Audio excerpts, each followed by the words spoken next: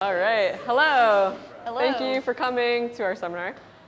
So we'll just do a quick introduction of who we are, and then we'll explain how we got started on this topic and what we're talking about. So my name is Cara Mack, if you haven't met me before. I've been involved with Ninja for about 5 years. I competed on the show 3 seasons, and I've been involved with NNL all 5 seasons. And I started the Ninja Babes, if you've heard of it. It's the Ninja Babes podcast really just started focusing on how to empower the women of our sport. We had a lot of inspiring stories and interviews on the podcast, but it's grown to a lot more than that, and you'll see what we're talking about in just a second. And Mary. Hello, professional door closer. So my name is Mary Leighton. I have been involved in the Ninja community for about the last 4 years, competing in the NNL and also a coach at Ultimate Obstacles, where I've been part of the course design and just the kind of the team of running Ninja-related stuff over there as well. Been a fan of Ninja Babes since the very beginning, and I recently became a contributor on the podcast as of last year. Woohoo! Yes. So our mission for this seminar and for everything that we've been working on is to support the growth of Ninja as a sport. It's also to support the females in their training and in their development of the sport, and just allow them to compete at the highest level and reach their greatest potential. And so we'll kind of explain where we got started here. I think for both of us, but I can definitely speak for myself, that when I started Ninja 5 years ago, I was so excited to be a part of a sport that we can compete co-ed on the same courses. Felt really just empowering, and I grew up with 2 older brothers, and so I was already used to that let's keep up with the boys and show what I'm capable of kind of a mentality. And I think for both of us, it started off as something really I want to be here, I love being on the same course. This is helping me feel so confident in myself and ready to be competing against the guys. But then as time went on, we started to hear differing opinions and perspectives changed a little bit, but we'll get into that. So Mary, if you want to. Yeah, and just my perspective, same as Kara's, I kind of looked at it from the perspective of how I wanted to push myself and also how I felt that we could see the girls in our sport succeed the most. We kind of started this thought process around the time when a lot of the teenagers were bursting onto the scene, and I realized, we haven't ever had a sport or a generation of females being told they can do it and being given the correct tools to progress through the sport. So I said, I don't think we know what we're capable of yet. I think we need to have these courses be the same so we can continue to push these girls forward so that they can experience the most success. And that really is the whole point, as Karen mentioned. We want Ninja to be a sport where female athletes not only feel completely empowered, but they can also experience the most athletic success possible. So. Yeah. And just for reference, I started the sport when I was 26. I'm 31 now. I started at almost 27. Yeah. Yeah. So coming in at an adult perspective, and now kind of looking back and seeing what's happening in the younger generation. Yeah. So really, the first moment when my thoughts started to change on this was during an interview with Jess LeBrecq, and this was about almost 2 years ago when UNX had just started, and Jessie LeBrecq and Jesse Graff both came on the podcast, and we're talking about what UNX is going to be doing at the Masters, or the Majors, I'm sorry. Yeah. And that would be having the one course that then had a split for females and males.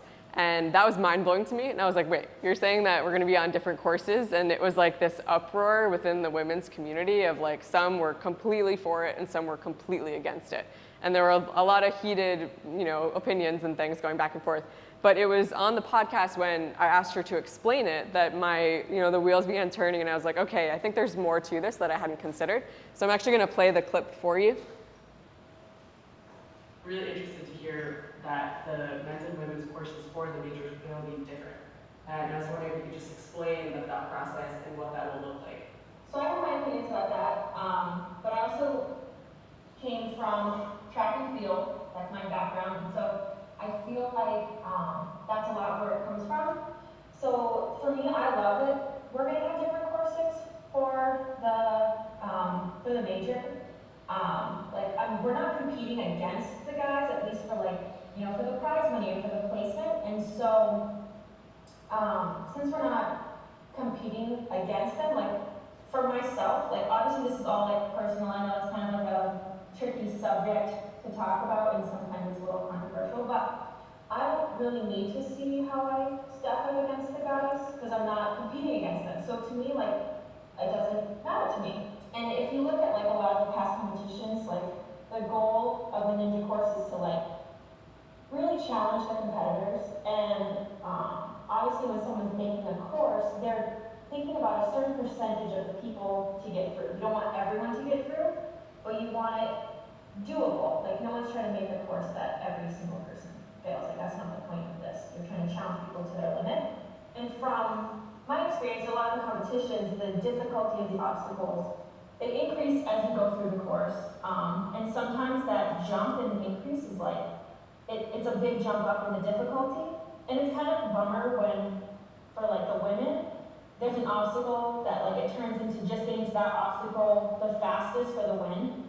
And like I want to compete in a course that the difficulty increases and I'm pushed to my limit, but also a course where like I know it's completable and like should be a race to the buzzer for like multiple women. And I think if you look at like the elite men versus the elite women, our limits are different. I think we need the different courses to show, like to fully show our strengths.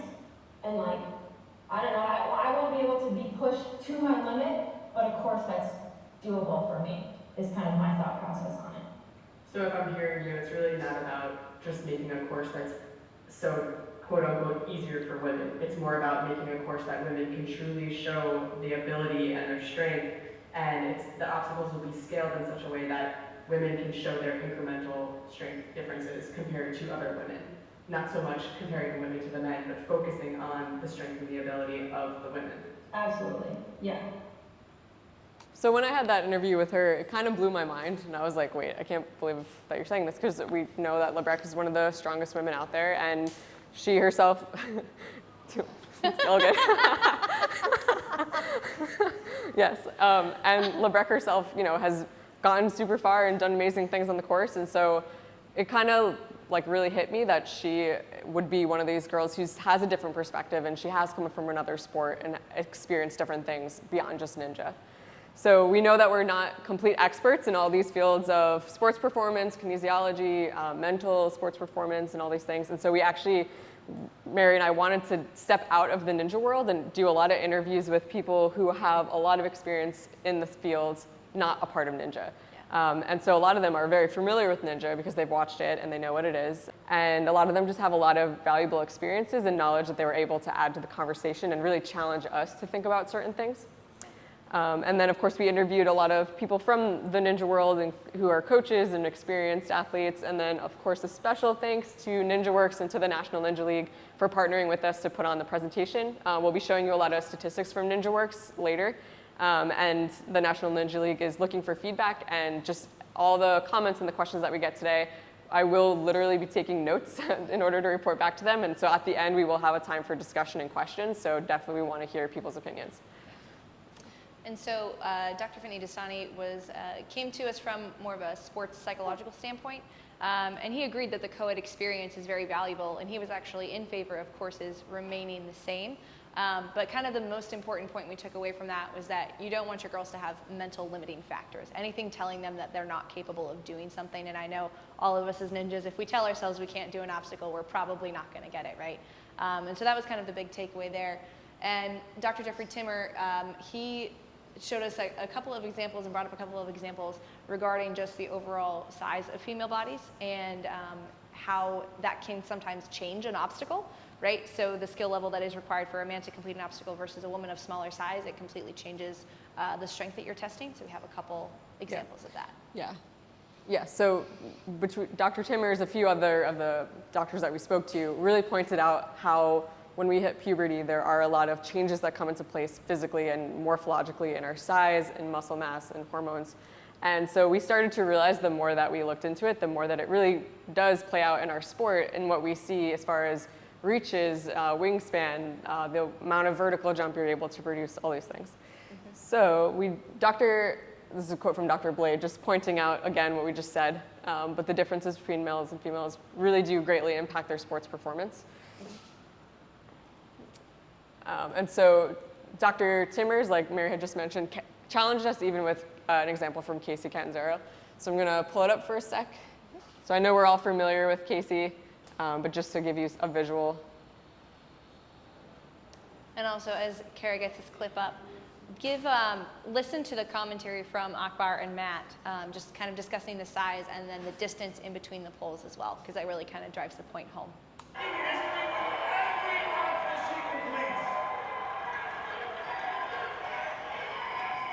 Now remember, the range between the poles, they vary anywhere between 2 feet to over 5 feet, and she's only 5 feet tall, so she only has so much real estate as far as wingspan.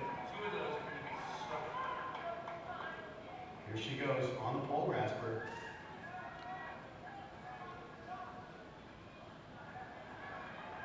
Such a strong body, that gymnastics training serving her so well. Look at this. Wow. She's using every inch of her 5 feet body to make the transition.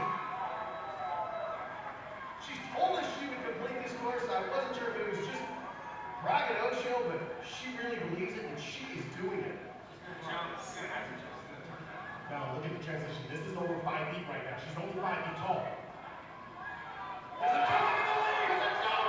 She's got it. One more pole to go.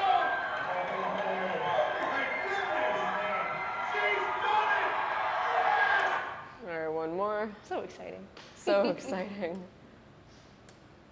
I've seen it 6 times this week, but it's still very exciting.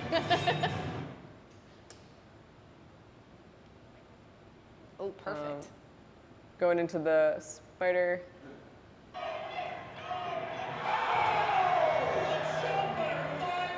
So I kind of just want to back up to the wall itself. Ah. Not just trying to replay. Replaying that All right, over and here's over the again. Boom, boom. All right. So I know it's a weird spot, but basically her fingertips would not reach. Her feet were in the wall, but her actual fingertips could not reach where she was trying to get to. So it happens really quickly, but if you watch in the moment there, it's not even that she could have gotten her hands in, she literally is too small for her fingertips to reach. And so Dr. Chimmer's point was that, is that a good example of her skill on that obstacle? If it was a couple inches shorter, she would have clearly had it. But is that a fair test of her strength in that situation? And I think the natural ninja response is, well, you got to figure it out. That's ninja. This is, get creative, figure out a new strategy, do whatever you got to do. This is ninja. But is that what we want moving forward if ninja's developing into an actual sport that will be accepted into the Olympics?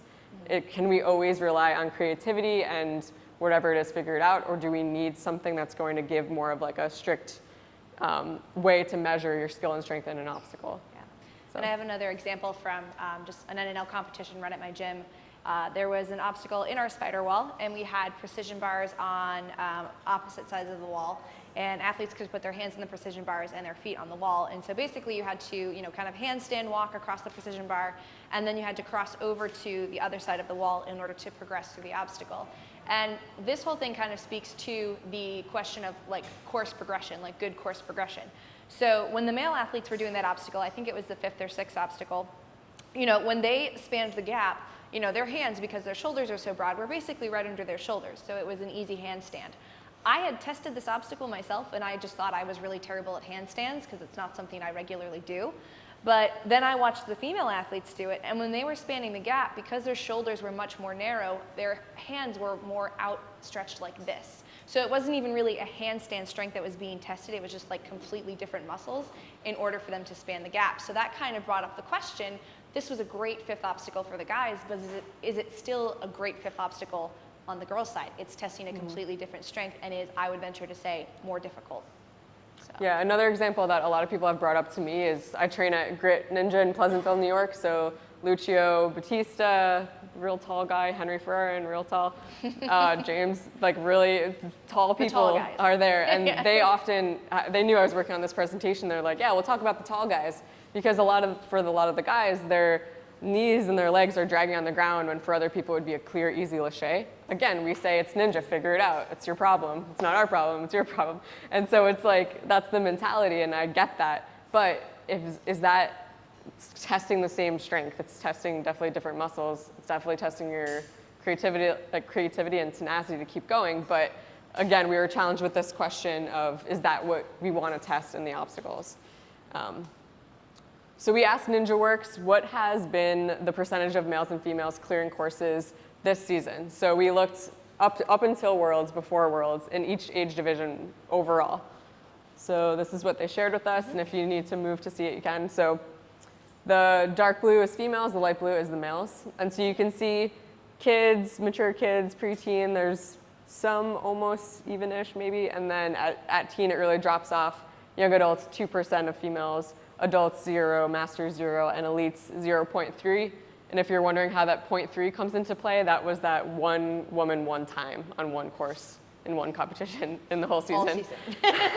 They cleared a course. Yeah. And I've often remarked, I've watched a lot of competitions, and being a coach, I'm there for all of the age divisions, and you do see the mature kids division as the most similar division. The kids kind of a little more unpredictable in the kids division, I think, but very similar until you get to the preteen, and especially that teen young adult. That's where those differences in puberty really are starting to make a huge significance. You start to see the boys just absolutely like coming into their own, able to completely fly through the courses, and you see the female athletes starting to have to, they're figuring out their bodies, there are constant changes, and the skill levels don't progress as quickly as it does for the boys. So.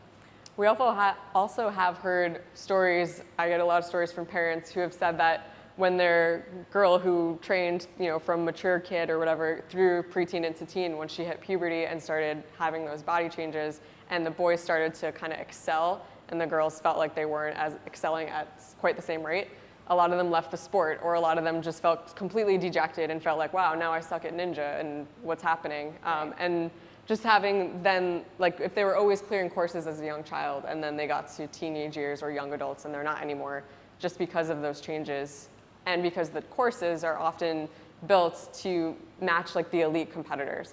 So what is an elite ninja gonna be able to do? So that's what I need to set the bar for this course.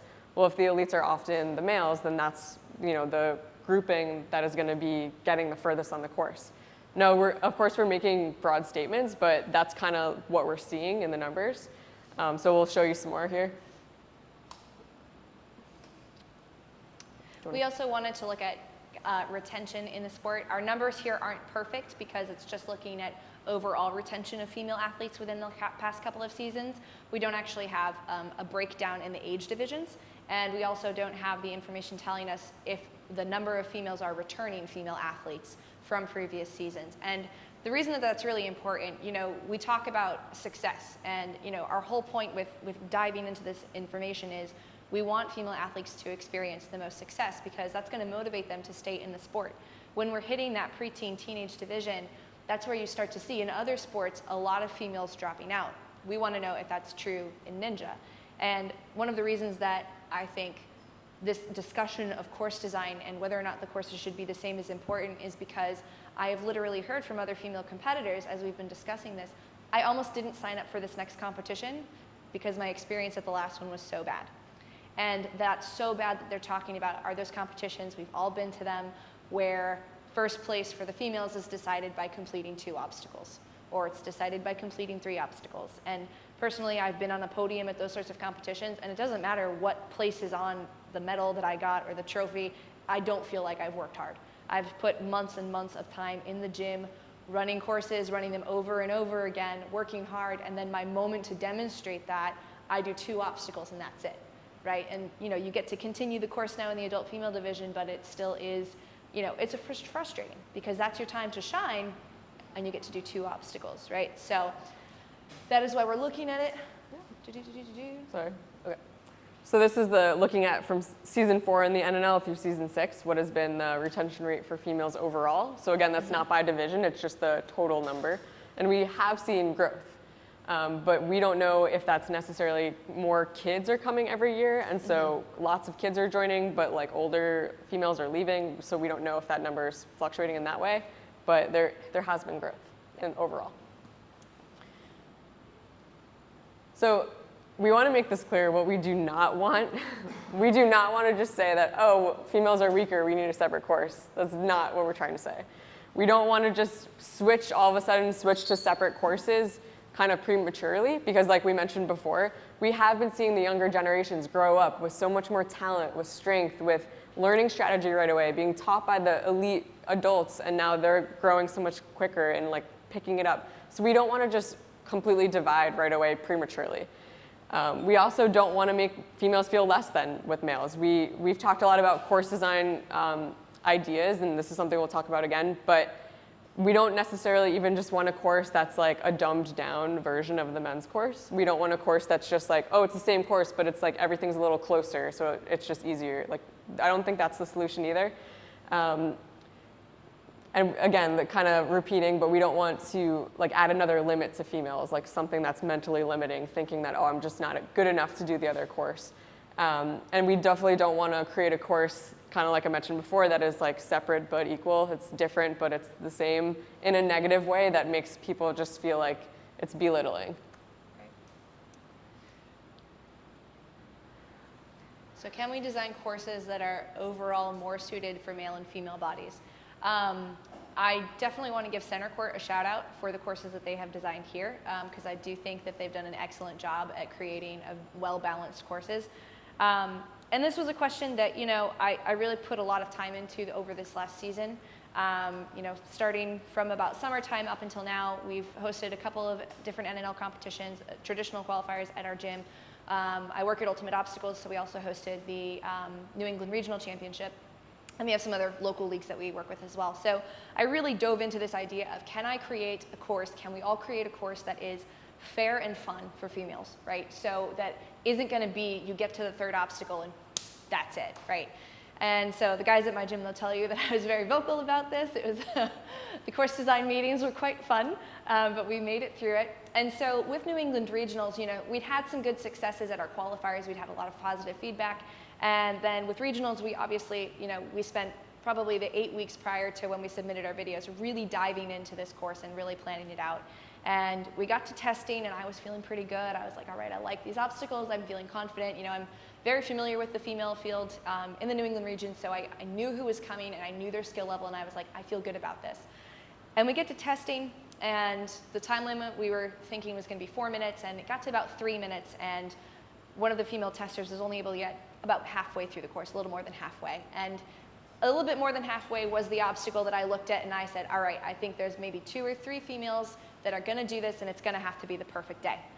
And so I found myself saying, well, we did enough, right? And I was like, I've given them enough of a chance to demonstrate their skills. And we got lots of great feedback on that course. But the reality of it was, I still wasn't really planning a course for the female athletes. That course was still really for the male athletes. And it wasn't, I'm planning for these females to be able to clear the course. It was, I'm planning for them to have enough obstacles to feel good about themselves, right? And so as the sport continues to progress, as we continue to see gyms have less and less of those circumstances where it's 3 obstacles for first place, where it is more of these progressive courses where we're able to go further than we have historically, and that becomes the norm, is that going to be enough?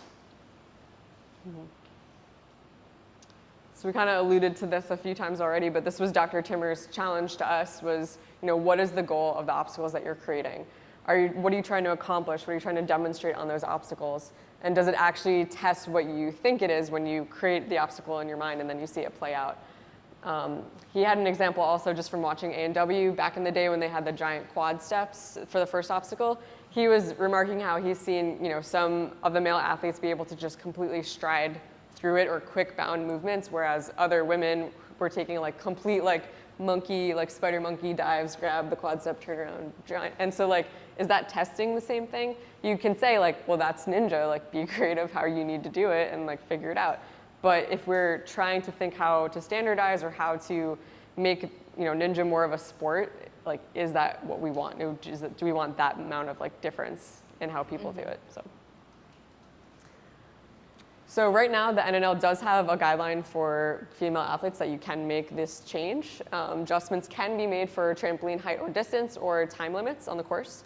So I know today we did have a time limit change for males and females. I was just wondering though, has anyone experienced any of these changes at other competitions this season? You can raise your hand if you have. Nobody has? I've seen them move trampolines closer before the start of it, but that's for not just for females. Oh, okay, so like the whole. Oh, we don't want you to go out because you can't reach this. Yeah. So they just Okay. everybody as the closest trampoline. Yeah, so she was saying that she's seen it made for everyone, but not just for the females at one competition. Okay. So a lot of different ideas and thoughts have come through this week as we've been doing the seminar, and one of the things we were wondering about was, could there be some sort of a measurement or an average that we find that works better for a certain division for distances in Lachey, and maybe like you shouldn't go beyond this distance, or just any sort of standardization in distances or in the obstacles itself? Because we also know when you go from gym to gym, a lot of times you get on a salmon ladder and maybe the bar at center court feels really different than the bar at grit or whatnot. And maybe if you're a female who's training at one gym all the time, or the gyms in your area, it's kind of like always an aluminum bar. And then what if you go to another gym and you're competing and it's like a steel bar, or it's not weighted, or something is different that then you try to perform and you don't do as well because it's not what you expected? And is that really a good test of her strength or a good test of her ability? So they're just questions like that, like if we standardized or had something that was regular at every competition, would that make a difference, and would we see more course clears than for the females? But we don't want to ruin the creativity of Ninja. Ninja course design and what Ninja is has so much creativity and so much randomness in a way, and I know that's something that all of us love, and we don't want to just squash that. Yeah. Next one. So one of the examples that I wanted to bring up was the gauntlet. So the gauntlet happened just a few weeks ago. I'm not going to give away any results of the gauntlet, but I will say that from division to division, and then in the actual competition from the males to the females, they did have course adaptations. So they were able to build one rig with one course, and then between the males and the females, they were able to pull down simple adaptations that were like changing the distances of certain really difficult moves. And so I thought that it was very successful. I thought it still seemed really challenging, especially based on what happened on the course. I still think it was challenging. It was exciting to watch, and it didn't take away from what the females were doing. I think another hesitation that a lot of gyms have when you bring up this concept of could we do separate courses is, oh my God, the time it takes to run a competition. Any of us who have run competitions or even just been to a competition, you know that it's a lot of time, it's a lot of work, you have a lot of athletes that you're trying to get through the doors, and so the idea of adding anything else onto that, such as course changes in the middle of the day, that can be really daunting. So I did want to pull from the New England Regional competition. So each weekend we had 588 athletes total over 2 weekends. And each weekend it was the biggest competition we've ever had. I think the most athletes we had ever put through was maybe 220, and this was well over 250 for us. We had a couple of days where we had age division changes, and we did have to make some pretty significant changes to the course for the next group of athletes coming in. And it did take a lot of planning and a lot of coordinating. We had specific people saying, okay, these are the obstacles you're going to change out, here's the obstacles you're going to change out. But it worked, and the competition ran on time. And I think as we are continuing to progress and thinking of leveling up the sport, that may be what is required to run these high-level competitions in order to keep us moving forward. Yep. So some of the things we want to consider is, would any sort of split lose camaraderie? Would it lose like the fun of going to a competition and competing with the guys?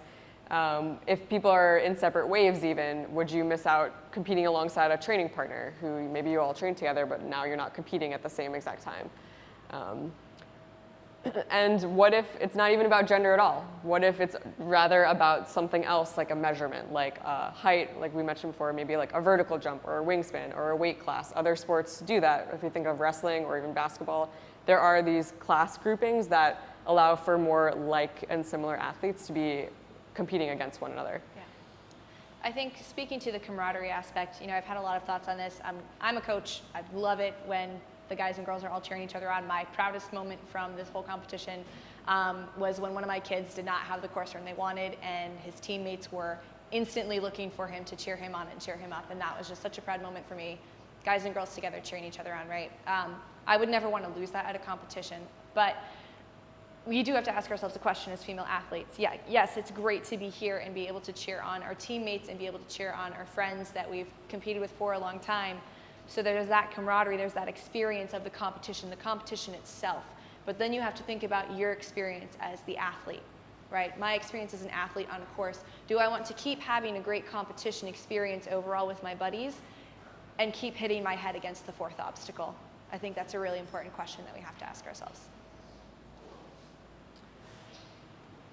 So motivation for the sport requires some amount of success. Dr. Blade challenged us to think about the fact that if there is more stratification in the sport, so another division, it would allow for more success to be experienced in the sport. And again, right now our measurement of success is furthest fastest. If the furthest fastest in some of the female divisions, or for females in the division is still just not to the buzzer, it's like far but not far enough, is that going to continue to feel like success, or will we reach a point where it loses the luster of feeling empowering and now it doesn't feel empowering? It just feels like I'm never getting far enough.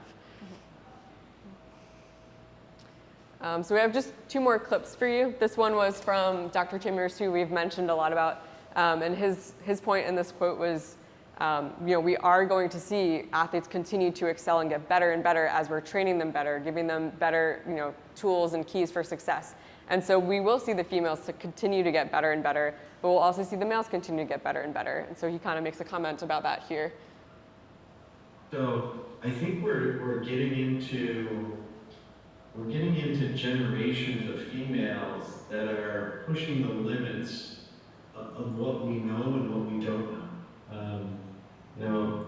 As those times narrow and as those times get closer and closer, will it ever be the same? Only time will tell. But as of right now, the genetic limits do seem to be just slightly separated between males and females. That's not meant to discourage females, like I said. And then just one more. So this one is actually from Jordan Thurston from Vitality. I know a lot of you know him. And so he had come on the podcast and he has an entire episode talking about his thoughts on and his perspective. But he makes this statement about an underdog mentality, and I'll let you listen. But his whole point was that a lot of times we see the females in the sport as the underdog because she's keeping up with the guys, or because she did what only the other guys had been doing. And it's that sense of like, do we want to be valued as the underdog who's doing what the guys are doing, or do we want to be valued just as an athlete, as an individual? I think it would be better to give them a level playing field and level expectations, and then watch those athletes excel. Because one of the biggest problems with female sports is that whenever a female does what a male does, it's an underdog story, and that's always great in sports, and that's where I think, a lot of the rules in these competitions stem from what American NinjaWorks decided to do, and have them all on the same course, and they kind of run through that. And an underdog story makes it very interesting to watch. It gives you something to root for, and they do it all the time. All this women's competing amongst men, and they're going off of that, but there's still a bias that they're already at a disadvantage, otherwise they wouldn't be an underdog. So I think it's a weird double standard where, we like to see those stories of these female athletes doing whatever a male athletes can do, but that's not what sport is for. It's an underdog story, and that's always great to see, but sport is about highlighting what these athletes are capable of doing, both physically and mentally. And when you talk about Addie having a great moment like that, that's great, but it's still that underdog feel to it. Whereas opposed to if they're on separate courses, separate brackets, it brought in more competition, that they knew exactly what they had to train for. Instead of saying, wow, she crushed it, she even finished among the men's, it's just, wow, that athlete can really crush it based on her hard work and not being a female. So you're putting her in a different category just to make her more apparent, where it should come down to who's training right, who can execute, who can commit to this process and commit to this sport. And that's where I think it should be. And one of the ways to do that is by giving them separate courses and seeing them train early. I actually want to share a quick experience. So I've been commentating all week, and I've been able to talk about the runs that are happening, and as the athletes are going through, there is a bit of an underdog mentality with the female athletes. Our first mature kid clear was a girl, and it was a big deal because the first clear was a girl. And this is me commentating, so I've been living this for the last year and hearing these words spoken, and you do still have that sort of mentality. Today, with the different time limit, the commentary that we had on the female athletes was solely focused on the female athletes and how they were stacking up against each other. And it wasn't them stacking up against the men. And, we're gonna have to go back and listen and say, and I venture to say it's still as exciting of an experience. And didn't take away anything from the competition at all, but it just gave the women their own chance to shine. So. Yeah, so we've put a lot of time into doing over 15 interviews and talking with a lot of people, talking with NinjaWorks, but we want to know what you think because we're not experts and there's a lot of different perspectives and ideas, and we will be reporting back to NNL. And the other thing I want to just encourage you before we start taking questions and comments, at the end of every season, the NNL always puts out like an end of year survey. And so we will be giving some recommendations for questions to add to the survey this year, but we really encourage everyone to get into that survey, vote, give your feedback, and yeah, say what you have to say, because there's definitely like a lot that could happen from this, so yes.